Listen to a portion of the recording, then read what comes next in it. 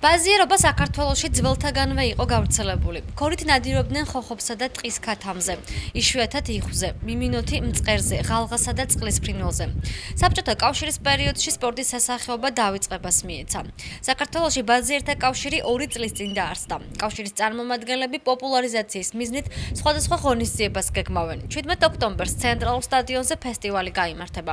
დასწრება თავისუფალია და ორგანიზატორები მაყურებლებს საინტერესო სანახაობას პირდებიან. დაახლოებით 80-იან წლებში, როდესაც უკვე შეიცვალა სიტუაცია, უფრო წამოიწია და დაიწყო მისი განვითარება. 90-იან წლებში ისევ სამწუხაროდ სიტუაციიდან გამომდინარე ისევ მივიწყებას მიეცა, მაგრამ დღესდღეობით ჩვენი კლუბი ეწევა სამუშაოებს, რომელიც ითვალისწინებს ამ უძველესი ტრადიციის აღდგენას სრულად, მის პოპულარიზებას და მის წინ წამოწევას.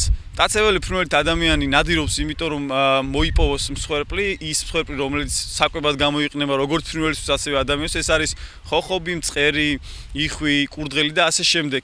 და ეს არის ნადირობის ის წესი, რომელიც ყველაზე ჰუმანურია, რადგან ბუნებაში მტაცებელი ფრინველი ისედაც იჭერს იმ თავის მსხვერპლს და ეს არის ყველაზე საუკეთესო ხერხი ჩემი გადმოსახედიდან და აი ამ ყველაფერს დიდი დახმარება და მხარდაჭერა და პოპულარიზაცია ჭირდება. საქართველოს ბაზიერთა კლუბმა მოიგო თანხა და გადავწყვიტეთ ეს თანხა ისევ ჩვენს სასიკეთოდ გაგვეკეთებინა ჩვენთვის საყვარელი ტრადიციის და სპორტის პოპულარიზაცია. ეს არის ბაზიერობა, ამისთვის გვეხმარება ქალაქ ფოთის მერიაც, გვეხმარება ქალაქ ფოთისში გარკვეული კომპანიები და გვაძლევენ იმის საშუალებას, რომ ჩავატაროთ ფესტივალი. რეგისტრაცია დაიწყება დილის 9 საათზე, რეგისტრირებული იქნება ყველა ბაზიერი, ვისაც ყავს ბაზი გაწვრთნილ მდგომარეობაში. ბაზი მოიცავს მიმინოს, ქორს, შავარდენს, არწივს. ინფორმაციისთვის შეგვიძლია დაუკავშირდეთ საქართველოს ბაზიერთა კლუბს Facebook მისამართზე Georgian Falconers Club.